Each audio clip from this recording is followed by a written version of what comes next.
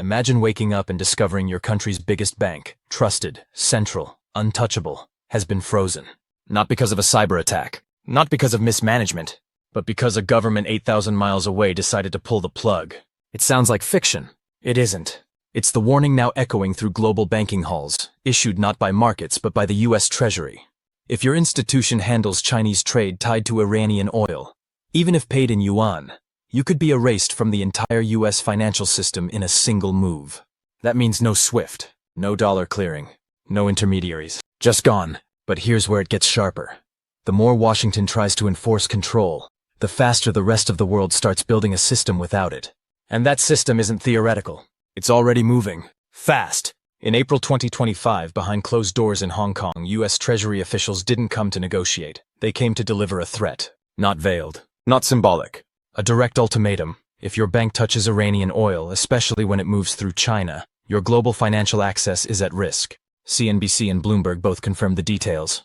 The message was clear: obey or be cut off. And it wasn't just talk. Within 2 weeks, 9 Hong Kong entities were sanctioned, accused of laundering Iranian oil money through forged shipping records tied to the Revolutionary Guard. Real penalties, real names, real consequences.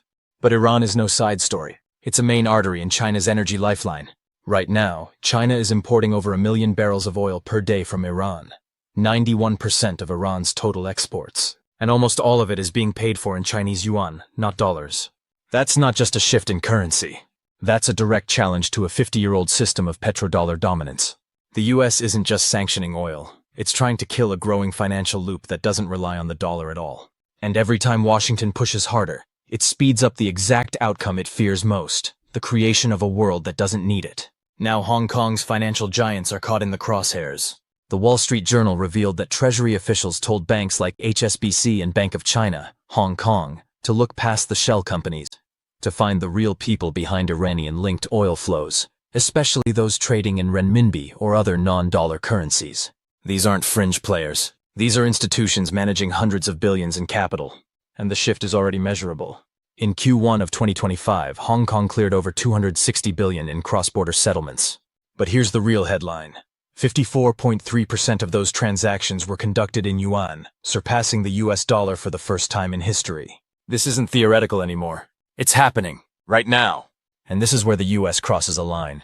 By demanding foreign banks outside its jurisdiction enforce its rules, Washington is trying to deputize the global banking system into becoming arms of the US Treasury. Max Maish from the FDD warns, this isn't regulation, it's coercion. And if these institutions decide to reject that role and instead integrate deeper into Beijing's financial orbit, Washington may be accelerating the very decoupling it's trying to prevent. Because for China, Iran's oil isn't just about energy. It's a geopolitical lever. Under a 2021 agreement, China secured oil discounts of 12% under market value, plus a built-in risk premium, locked in long-term and denominated entirely in yuan. This is no ordinary oil deal. It's a deliberate strike against dollar hegemony. Scott Mell, CEO of Rapidan Energy Group, says Trump's revived sanction strategy isn't just about punishing Iran. It's about choking China's ability to build an independent energy finance system. But paradoxically, each new sanction only hardens China's resolve. In March 2025, cross-border yuan transactions hit $725 billion, up 22% in 1 year. Bloomberg data shows the yuan now accounts for 4.13% of global payment value, the highest ever. This isn't a detour. It's a working, expanding prototype for a new financial world. Now zoom out. Imagine you're a foreign CEO planning a US expansion. You're sold on the market size, the consumer base, the myth of American stability. But the numbers? They punch you in the face. As of April 2025, US consumer sentiment is near rock bottom, the second lowest ever recorded. Inflation expectations have climbed to 5.6%, levels unseen since 1981. Retail and wholesale profit margins dropped 1.6% in a single month, the worst decline in over a decade. Companies aren't passing on higher costs, they're eating them. And that's before even accounting for tariffs. Commerce Department data shows steel imports are up 25% year over year. Since 2023, Bloomberg reports retail profits have fallen in 15 of the last 17 months. This isn't a consumer economy powering forward. It's one running on fumes. And if reshoring is built on the back of the US shopper, what happens when that backbone starts to buckle? Meanwhile, President Trump's One Big Beautiful Bill claims to lock in the 2017 tax cuts. But buried deep inside is a clause that could flip the entire global investment landscape. If passed, the bill gives the White House the power to impose retaliatory taxes on any country judged to treat U.S. firms unfairly. The catch? Fairness isn't defined, and enforcement is at the sole discretion of the executive. The penalties are sharp: a 5-point hike on taxes for foreign income, and a boost in withholding tax from 10% to 12.5%. That's not policy. That's a weapon. The Congressional Budget Office verified the figures. And the Tax Foundation's May 2025 analysis says it could slash foreign direct investment by up to $91 billion a year. So the law meant to boost reshoring may actually torpedo it. Who's going to invest in a country where the rules shift with every election cycle, where taxes spike on a whim, where policy feels more like vengeance than vision? Treasury Secretary Besson testified the bill would stabilize the debt-to-GDP ratio. But early models from the Joint Committee on Taxation say the opposite. Deficits could rise across key income groups. The bill might not magnetize investment. It might repel it. On paper, secondary sanctions are precise, clean, tactical. But in reality, they function like explosives. The Treasury says foreign institutions facilitating sanctioned trades, especially Iran-China oil routed through Yuan, will be cut off from dollar clearing. But each time Washington issues that warning, it nudges the world closer to building something else. Something outside the dollar. Something designed to survive without U.S. permission. And once that system exists, the question won't be who depends on the dollar. It'll be who needs it at all. In March 2025, a quiet but powerful milestone was reached. One that most headlines missed, but which may, in time, define the decade. The People's Bank of China announced that cross-border renminbi transactions had surged to an astonishing 724.9 billion in a single month. That number is more than just a statistical landmark. It now represents 54.3% of all China's global trade. To fully grasp the significance of that number, consider this. In 2022, less than 3 years earlier, that figure stood at just 36%. In the space of 30 months, the renminbi has moved from being a marginal settlement currency to becoming the dominant vehicle of Chinese trade. A currency once confined by capital controls and trust deficits is now quietly edging toward reserve currency status. But it doesn't stop there. According to the latest SWIFT data, the global standard for international financial messaging, the yuan has become the fourth most used global payment currency by value, claiming a 4.13% share of all global transactions. This is the highest share ever recorded for the Chinese currency, and a stark signal to markets, multinationals, and ministries across the world. The yuan's rise is no longer theoretical or aspirational. It's measurable. It's in motion. And critically, it's being driven not by markets alone, but by the coordinated, strategic intent of a state that wants to fundamentally alter the structure of global finance. China's ascent is not accidental. It is engineered. In April, Beijing initiated a policy shift that went largely unnoticed in the West, but was seismic in its implications. The central bank began offering direct incentives to state-owned enterprises, the giants that dominate China's manufacturing, construction, and energy sectors, to settle all foreign trade contracts exclusively in yuan. This is not merely about convenience. It's about de-risking. It's about Beijing ensuring that even if geopolitical tensions escalate, even if sanctions expand, even if financial choke points are targeted, the economic arteries of the Chinese state remain operational, self-sufficient, and insulated from dollar-dominant pressure points.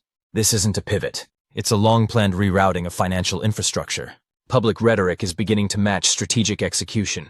China's deputy PBOC Governor Liu Lei didn't mince words.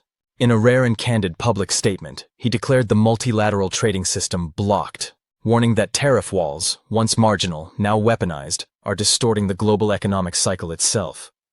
To many ears, these may sound like abstract complaints, but to economists, policymakers, and global corporations, it's a warning shot. The world order that defined post-Cold War trade and finance is not evolving. It's fracturing. There is, of course, a deep irony here. The very sanctions, tariffs, and financial restrictions that Washington has used over the past 2 decades to exert pressure on geopolitical rivals are now being reverse-engineered as blueprints for independence. Every time the U.S. cuts off access to dollars for a sanctioned state, whether it be Iran, Russia, Venezuela, or now entities in Hong Kong, it is not just punishing that target. It is showing the rest of the world exactly how the dollar can be used as a tool of compulsion. And with every such demonstration, more nations begin asking the same question. If Washington can freeze your reserves, block your banks, or blacklist your oil sales overnight, should you still be building your economy around its currency? Let's move this from the geopolitical to the personal. Imagine you're the chief financial officer of a major Japanese automotive company. You operate factories in the United States, employ thousands of American workers, and make strong profits in dollars. But here's the problem. The US dollar, once your friend, is now eroding your gains. In 2025 alone, the greenback has dropped 8.1% against the yen. When your profits are repatriated back to Tokyo, you find that your bottom line has shrunk. Not because of any operational failure, but because of macro-financial volatility you can't control. And the policy environment is becoming more hostile. The US Congress, in an attempt to restore economic fairness, is preparing a sweeping legislative package that includes a 5 percentage point increase in corporate taxes specifically targeting foreign companies operating on US soil. Buried in that same bill are new withholding taxes on outbound payments, adding further friction to cross-border finance. The Tax Foundation estimates these changes could reduce foreign direct investment into the United States by $91 billion annually. A staggering sum that doesn't just reflect capital loss, but eroding confidence in the system. And what does the domestic U.S. economy offer in exchange for this instability? Not much. Labor market indicators are stalling. April's Bureau of Labor Statistics report shows that manufacturing job growth has flatlined.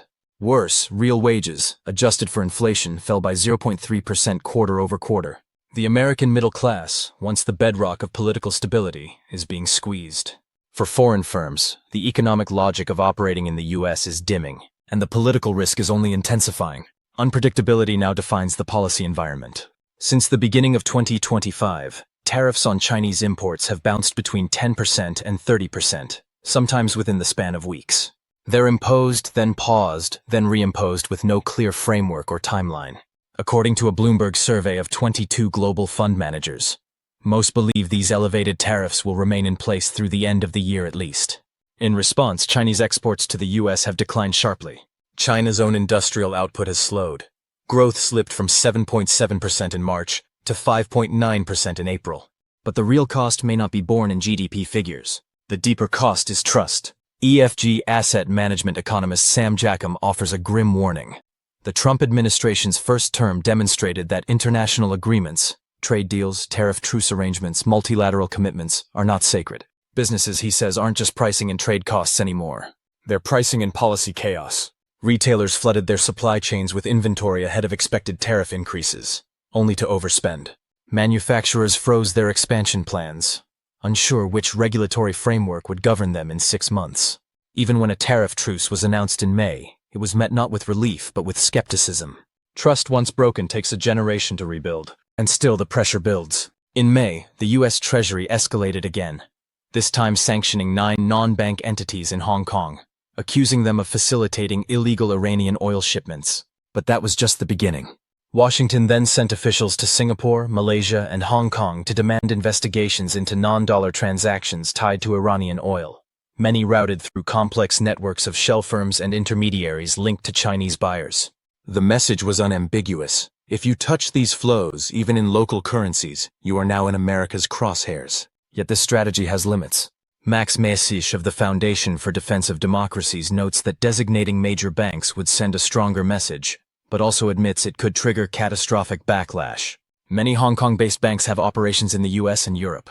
Cutting them off from the dollar-based financial system could lead to systemic disruptions in global settlement networks, which is why Beijing is already building its firewall. In April, China expanded its pilot program for central bank digital currency, CBDC, use in cross-border trade, especially across Southeast Asia. These digital Yuan transactions bypass the dollar completely. No SWIFT, no correspondent banks, no exposure to dollar-based sanctions. The architecture for a post-dollar trade system is no longer theoretical. It's being tested in real-world commerce today. And this is the paradox of American power. The more Washington weaponizes access to its financial system, the more it accelerates the construction of alternatives to that system. Because ultimately, the US dollar's dominance was never just about economics. It was about trust, about legal consistency, about predictable rules, about reciprocal access. But what happens when allies, trading partners, and global financial institutions no longer trust that access will remain open, or that the rules won't change arbitrarily? That trust, once fractured, is difficult to repair. China isn't sending tanks or warships to challenge this order. It's sending trade agreements, software protocols, alternative settlement networks, and energy contracts denominated in yuan. It's building parallel institutions, some formal, some digital, that don't rely on Washington's approval. And it's finding partners across the global south, the Gulf, Eurasia, and even parts of Europe who are willing to experiment, if not fully commit. So the question is no longer whether the global financial system is changing. It's already changing. The real question is, what comes next? If the dollar no longer holds the default position, what replaces it? Who writes the rules?